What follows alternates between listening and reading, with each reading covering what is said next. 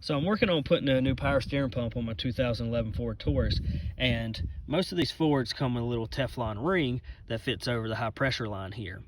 Well, they make a special tool to put that ring on, but I don't have that tool. So if you're like me, if you don't have that tool, you can't find one in your area, or you don't want to go out and make a special trip just to get it, what you can do is make your own using an old funnel.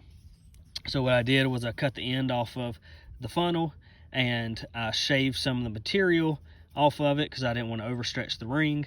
And this is the same thing you'll buy in the store. It's just a little tapered sleeve that fits over the threads here, and you take your ring, you start on the small end, work it down until it locks onto the high pressure line, and then you just let that ring rest a little bit and it will tighten up around the high pressure line.